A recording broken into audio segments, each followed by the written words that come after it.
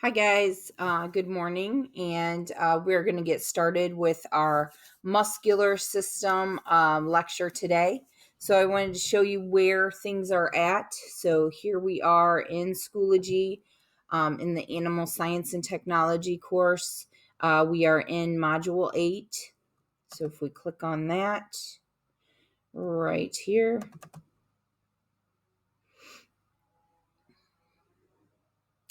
So here we have the PowerPoint that we'll be going through. There's just two slides that we'll go through. Here's a copy of the notes and a colored copy of the notes that we will do during this lecture. So if you haven't gotten some colored pencils, I would get those now.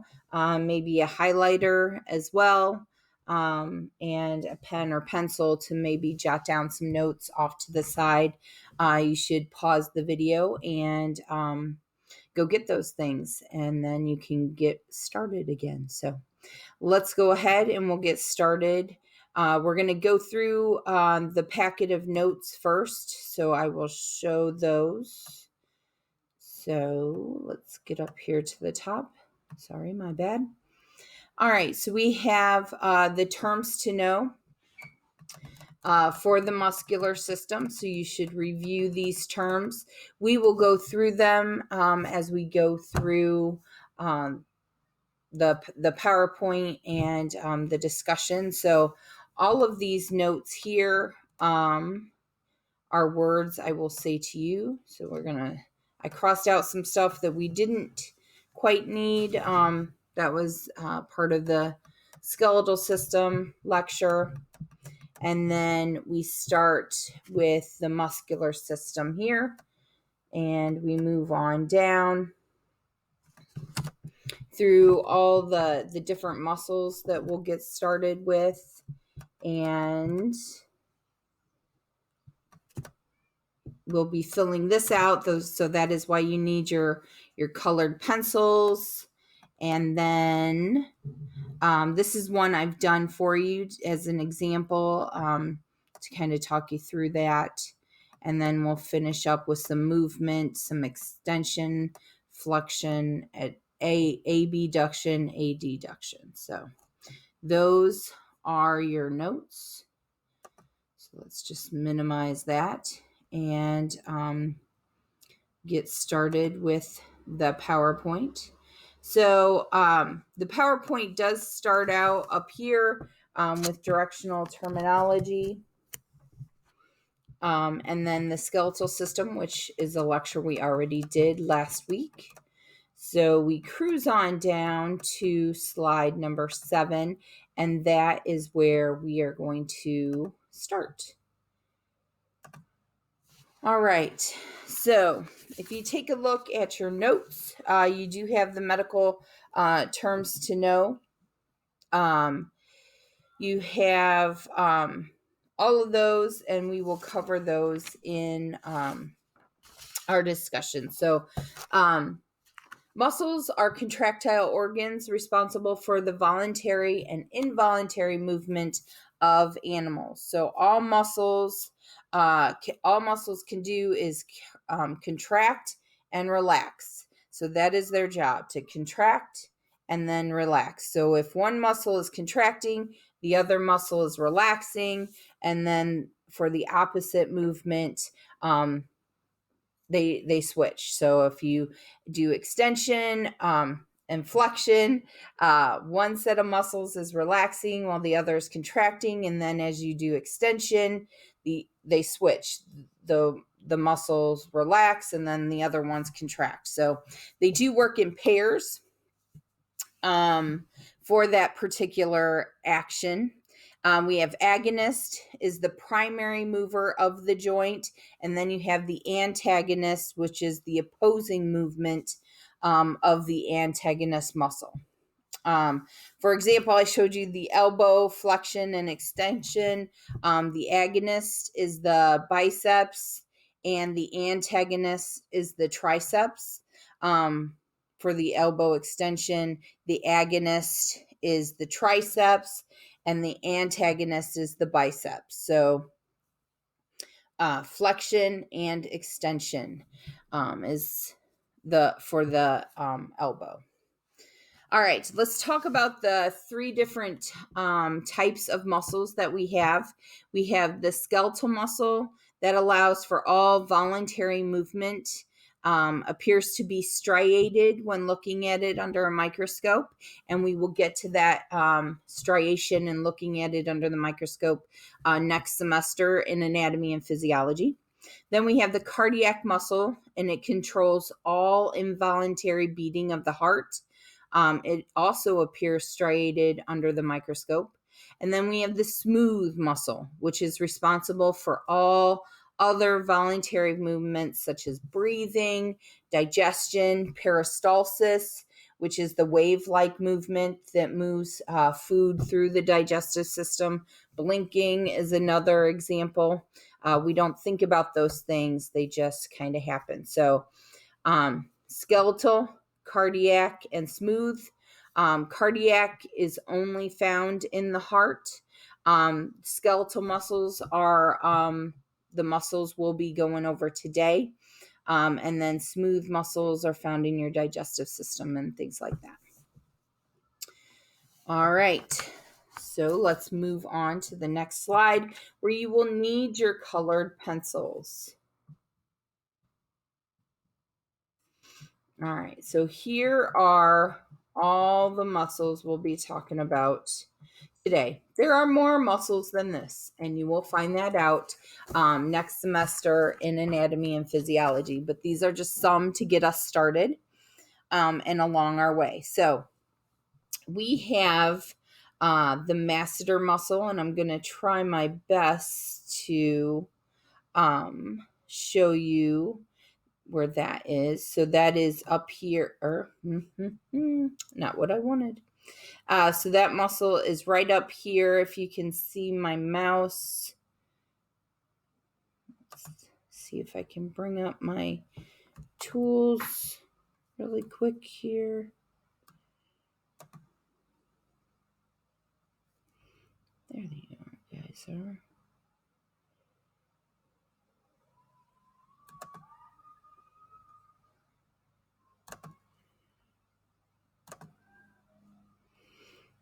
All right, so here is the masseter muscle.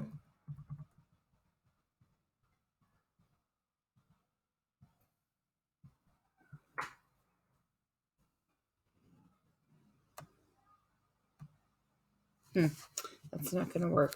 So you'll just need to follow my mouse and look at the masseter muscle. So you do have your notes, your colored notes, where I have colored them in for you, so you can look at these and as an example. So there are the colored notes. So all right, here is the masseter muscle, and it is in charge of mastication, which is chewing. It's the superficial muscle of the cheek. It's actually one of the first ones that we will start to dissect next semester. So that is the masseter muscle. Next, we have the brachiocephalicus, and that muscle starts up here behind the back of the ear and the back of the neck and kind of comes down. It's all of this muscle here. It comes down and it attaches at the front of the front leg. So that is the brachiocephalicus muscle. If we keep going alongside the back here, we have the trapezius muscle. The trapezius muscle makes a nice triangle here along the back. This triangle right here. It's a superficial triangle muscle of the shoulder. So that is your trapezius muscle, and it makes a triangle, the trapezius. Again, along the side, we have the latissimus dorsi right here. So it's this striated muscle that runs along the side right here. the latissimus dorsi right here.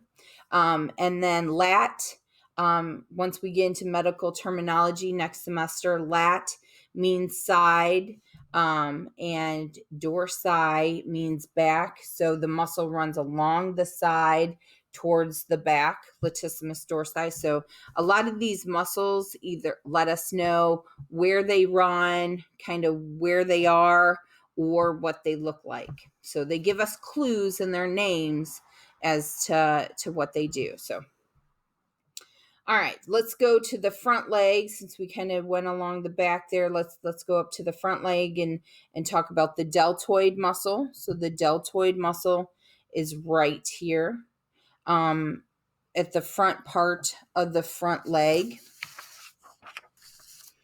And then we have the triceps brachii, is right here in the elbow region next to the olecranon, the elbow region, so the triceps brachii. It is also the primary extensor of the elbow joint. So primary extensor of the elbow joint. Then we have the pectorals. So they are in the chest region or the ventral region. You guys, we went over some of those directional terminology words last week. So the ventral region, we have the pectorals right here. And they kind of cover up, they come down in the ventral area, in the chest area, and they kind of help cover up these guys in here. And these are your intercostals. So the intercostal muscles are between the ribs. So the intercostal muscles are found between the ribs. So here are the ribs, the white bony parts here. Those are the ribs. But these gray parts here that you could color in, the gray sections here, those are your intercostal muscles, and they help to lift the ribs up and out as the animal breathes. All right, moving on back, we have the external abdominal oblique muscles. So they are right here over the abdomen, external abdominal oblique muscles. And these muscles are pretty superficial and thin in dogs and cats, but in larger animals, the external abdominal oblique muscles tend to be heftier. They have to be stronger because they are carrying so much of the weight of their large digestive system. And if they're females, they could also be carrying a fetus, a calf, a horse, a foal. So they have to be stronger muscles. So in dogs and cats, the external abdominal oblique muscles aren't that strong, but in horses and cattle and stuff like that, those muscles have to be definitely stronger to help maintain that weight of that large digestive system and or reproductive system. All right, let's make our way to the upper portion of the back leg, and we have the gluteals, and they are up here. This small little muscle up here is gluteals. And then as we go to the back part here, we have the semitendinosus muscle that comes down the back of the back leg.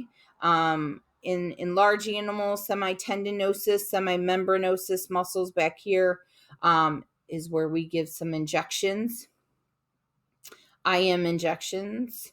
Then we have biceps femoris. Biceps femoris, if you remember from last week, the femur runs right here between the pelvis area and the hock. And so the femur runs right here. So this muscle is called biceps femoris because it runs across the femur. So that is this muscle right here, biceps femoris. And then one of our last muscles here, biceps femoris, lateral superficial muscle, one of the three muscle of that form the hamstring. and then you have the gastrocnemius muscle. And the gastrocnemius muscle is back here. It's kind of the muscle of the calf. So if you feel kind of your calf, that is the gastrocnemius muscle.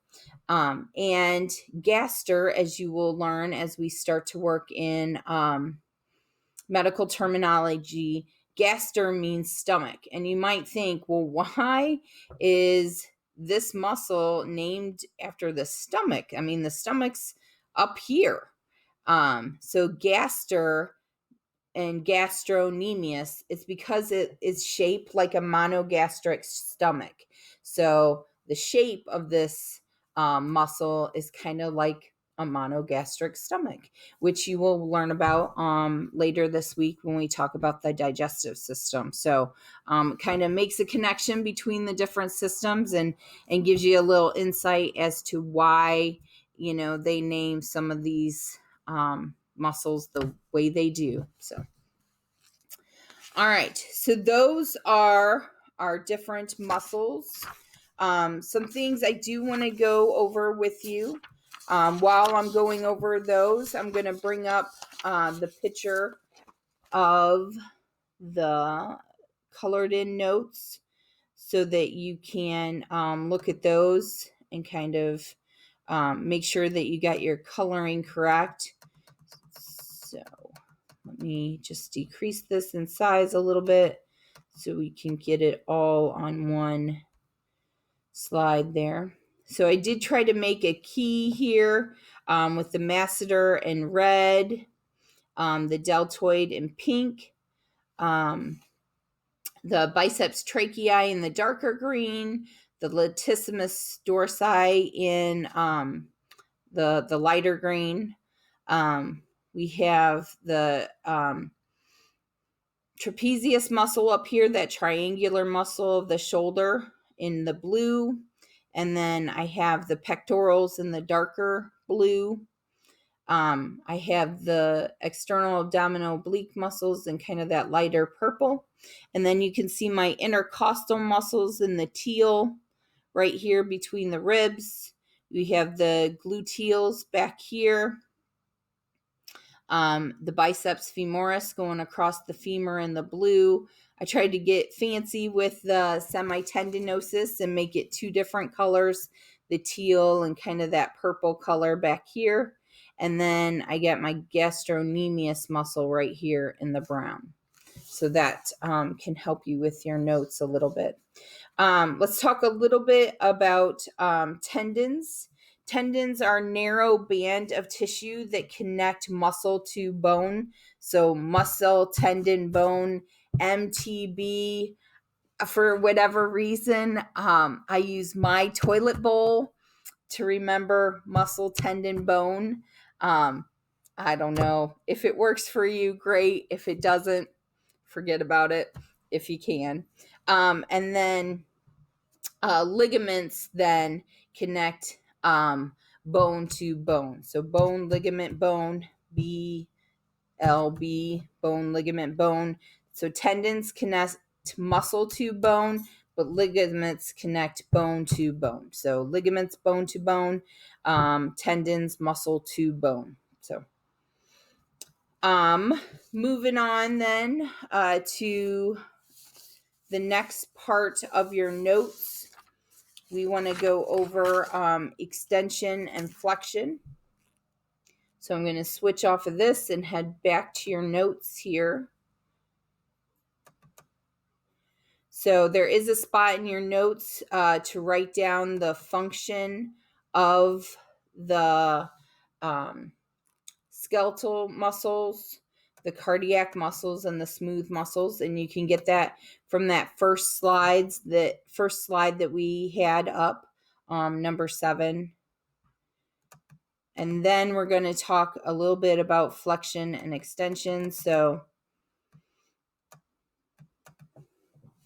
all right. So I kind of did the movements with my arm, but flexion is when you take the distal part, like your fingers, you take those and you bring them closer to the midline of your body. So that's kind of why we went over some of the directional terminology to give you guys some idea of what we're talking about when we explain the motions of flexion and extension. So the distal part, your fingers, bringing it closer to the midline of your body, that is flexion. So if you're looking at the notes in the horse's leg, that horse is bringing the hoof up closer to the core of the body. And then extension is bringing the distal part or the hoof further away from the core or the midline of the body. So flexion and then extension. All right, there's two other terms, muscle movement, that we want to talk about, and that is adduction and abduction. So I say it like that because it's hard to distinguish when you're just saying abduction and adduction, like which one I'm talking about. So I always say adduction for adduction, and then I say abduction for abduction. So adduction is bringing a limb closer to the body. So you have your leg, the horse's leg, and it's bringing it closer to the midline of the animal's body. You're like adding it to the body. So bringing those appendages in. And then abduction is kind of like, I remember it like being abducted by aliens. You're taking your appendages away from the midline of the body. So that horse's leg is moving out away from the midline. It's being abducted by aliens. So, those are my little tricks of the trade to kind of remember those things. If it works for you, super duper. If it doesn't, well, figure out something else that works for you. So that is kind of it for today and the muscular system lecture. So if you have any questions, as always, feel free to ask us. We are here for you. All right. See you guys. Bye.